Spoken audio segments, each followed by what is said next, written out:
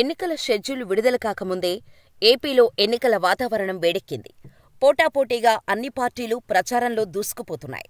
ఒకరి తర్వాత ఒకరు ఎన్నికల శంఖారావం పూరిస్తున్నారు. వరుస సభలు, సమావేశాలతో రాజకీయాలను హీటు పుట్టిస్తున్నారు. గెలుపే లక్ష్యంగా ప్రజలను ఆకట్టుకునే ప్రయత్నాలు చేస్తున్నారు. పల్లెలు, పట్టణాలు అనే తేడా లేకుండా హోరెత్తిస్తున్నారు. మైకులు దద్దరిల్లేలా ఒకరిపై ఒకరు విమర్శలతో రెచ్చిపోతున్నారు. ఎన్నికల యుద్ధానికి సై అంటూ కాలుదువ్వుతున్నారు. ఈ క్రమంలోనే వైసీపీ అధినేత సీఎం జగన్ ఉత్తరాంధ్ర వేదికగా ఎన్నికల కురుక్షేత్రానికి శంఖం ఊది సై అన్నారు. భీమిలిలో జరిగిన సిద్ధం సభ ద్వారా యుద్ధానికి సిద్ధమంటూ ప్రతిపక్షాలకు సవాల్ విసిరారు.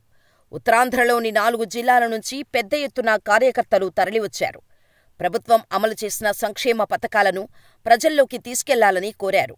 వచ్చే 70 రోజులు ప్రతి కార్యకర్త ఒక సైనికుడిగా వ్యవహరించాలని పిలుపునిచ్చారు. కురుక్షేత్రంలో ప్రతిపక్షాల పద్మవ్యూహంలో ఇరుక్కోటానికి తాను అభిమన్యుడు కాదని, అర్జునుడని తెలిపారు. రాప్తాడులో సిద్ధం సభతో ప్రతిపక్షాల వెన్నుల్లో వణుకు పుట్టించాడు జగన్. రాప్తాడులో వచ్చిన అశేష జనసందోహాన్ని చూసి రాజకీయ విశ్లేషకులు సైతం కళ్లప్పగించారు.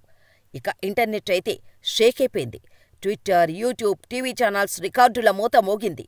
ఎన్నికల షెడ్యూల్ విడుదలలోగా ముఖ్యమైన జిల్లాలలో పర్యటిస్తున్నారు సీఎం జగన్. ఆయా జిల్లాలకు వెళ్లి కీలక ప్రకటనలు చేస్తున్నారు. విజన్ విశాఖ పేరుతో వైజాగ్లో జరిగిన గ్లోబల్ ఈవెంట్లో జగన్ విశాఖ నుంచే తాను రెండోసారి ముఖ్యమంత్రిగా ప్రమాణం చేస్తాను అని ప్రకటించి సంచలనం రేపారు. అదే హుషారులో ప్రకాశం జిల్లా వెళ్లి అక్కడ 2024 తర్వాత ఏర్పడే ప్రభుత్వంలో తొలి మంత్రిగా బాలినేని శ్రీనివాసరావు పేరు ప్రకటించి రాజకీయ ప్రకంపనలు రేపారు. మళ్లీ గురువారం సీఎం జగన్ అనకాపల్లి జిల్లాకు వెళ్లారు. ఉమ్మడి విశాఖ జిల్లాకు ఆయన ఒకరోజు వ్యవధిలో రెండోసారి రావడం విశేషంగా చూశారంతా. చేయూత 4వ విడత నిధులు విడుదల చేయటానికి అనకాపల్లి జిల్లాకు వెళ్లిన సీఎం జగన్ ప్రతిపక్షాలపై ఓ రేంజ్లో ఫైర్ అయ్యారు. చంద్రబాబు పేరు చెబితే ఆయన చేసిన మోసాలే గుర్తుకొస్తాయన్నారు. ఇక పవన్ కళ్యాణ్ పేరు చెబితే వివాహ వ్యవస్థకే కళంకమనే మాట గుర్తొస్తుందని విమర్శించారు. 2014లో పవన్ చంద్రబాబు మేనిఫెస్టోతో ప్రజలను మోసం చేశారని మండిపడ్డారు. గత ప్రభుత్వానికి తమ ప్రభుత్వానికి తేడా చూడాలన్నారు. గతంలో ఏనాడైనా కూడా ఇలాంటి పథకాలు ఉన్నాయా అని ఆలోచన చెయ్యండి. నా ఎస్సీ, నా ఎస్టీలు, నా బీసీలు, నా మైనారిటీలు అంటూ నా అక్క చెల్లెమ్మలకు తోడుగా ఉంటూ వారి ఆర్థిక పటిష్ఠతకు ఈ 4 ఏళ్లలోనే ఏకంగా 19,190 కోట్ల రూపాయల సహాయం అందించింది మీ బిడ్డ ప్రభుత్వం. గతంలో ఎప్పుడైనా ఇలాంటి పనులు జరిగాయా? ఇలాంటి చేయూత అనే స్కీమ్ ఎప్పుడైనా చూశారా అని ఆలోచన చెయ్యమని ప్రజలను కోరుతున్నా. చంద్రబాబు, ఆయన దత్తపుత్రుడు పవన్ కళ్యాణ్, వీరిద్దరి పేర్లు చెబితే అక్క చెల్లెమ్మలకు ఏం గుర్తుకొస్తుంది?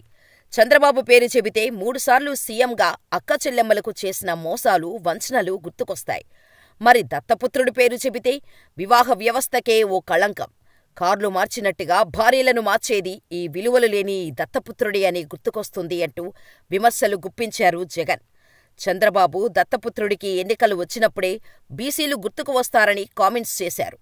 వీరిద్దరినీ నమ్మితే కాటేసే పాముని నమ్మటం, తినేసే పులిని ఇంటికి తెచ్చుకోవడమేనని పేర్కొన్నారు. రాబోయే రోజుల్లో వీరిద్దరి ఫొటోస్తో ఓ పెద్ద మోసం మేనిఫెస్టో తీసుకొని వస్తారన్నారు. కేజీ బంగారం, బెంచ్ కారు ఇస్తామంటారు. వారి మాటలు నమ్మొద్దని హెచ్చరించారు. అనంతరం అనకాపల్లి నుంచి ఎవరు పోటీ చేయనున్నారో ప్రకటించేశారు సీఎం జగన్. మలసాల భరత్, అమర్ ఇద్దరూ నా తమ్ముళ్లే. వచ్చే ఎన్నికల్లో అనకాపల్లి నుంచి భరత్ను ఆశీర్వదించండి, తోడుగా నిలవండి అని తేల్చి చెప్పారు. గతంలోనే అనకాపల్లి సమన్వయకర్తగా భరత్ను ప్రకటించాక అమర్నాథ్కు పెందుర్తి సీటు ఇస్తారనే ప్రచారం జరిగింది. ఆ సీటు సిట్టింగ్ ఎమ్మెల్యేదనని అధిష్టానం చెప్పినట్టు ఆయన అనుచర వర్గాలు చెప్పుకుంటున్నాయి. ఆ తర్వాత యలమంచలి, చోడవరం నియోజకవర్గాల్లో అమర్కు సీటు ఇచ్చే అవకాశాలపై పరిశీలించినప్పటికీ సామాజిక సమీకరణాలు, సర్వే చూసుకొని తిరిగి అనకాపల్లి సీటే ఇస్తారంటూ ఇటీవల ప్రచారం జరగ్గా సీఎం జగన్ మాత్రం ఆ సీటు భరత్కేనని క్లారిటీ ఇచ్చేశారు. సీఎం జగన్ను గెలిపించుకోవటం కోసం తాను ఈసారి ఎన్నికలలో పోటీ చేయనని ఆ సభా వేదికగానే ప్రకటించి సంచలనం సృష్టించారు. మంత్రి గుడివాడ అమర్నాథ్, నేను వచ్చే ఎన్నికల్లో పోటీ చేయను, అంతేకాదు ఉమ్మడి విశాఖ జిల్లాలో అన్ని నియోజకవర్గాలు పర్యటించి 15 అసెంబ్లీ, 3 పార్లమెంటు సీట్లను వైసీపీకి గెలిపించుకొని వస్తాను అని గుడివాడ చెప్పారు. తనకు ఉమ్మడి విశాఖ జిల్లాకు వైసీపీ తరపున డిప్యూటీ రీజనల్ కోఆర్డినేటర్గా బాధ్యతలు అప్పగించారు అని ఆయన చెప్పారు. వైసీపీ విజయంలోనే తన విజయం ఉందని గుడివాడ అన్నారు. జగన్ని ఎదుర్కోవడానికి ఏపీలోని అన్ని రాజకీయ పార్టీలు ఒక్కటయ్యాయని, అయితే ఆయన్ని ఓడించటం వీరితరం కాదని గుడివాడ సెటైర్లు వేశారు.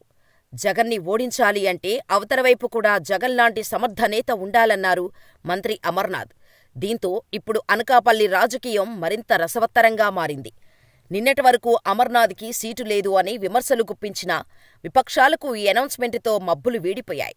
సీటు లేదంటే పార్టీని వదిలి వేరే పార్టీలోకి జంప్ అవుతున్న నేతల కంటే తను నమ్ముకున్న నేతను గెలిపించుకోవటం కోసం తానే పోటీ చేయకుండా ఉంటానని చెప్పాలంటే గట్స్ కావాలంటూ అపోజిషన్ వాళ్లే అంటున్నారంటే అర్థం చేసుకోవచ్చు జగన్ వ్యక్తిత్వం ఎలాంటిదో.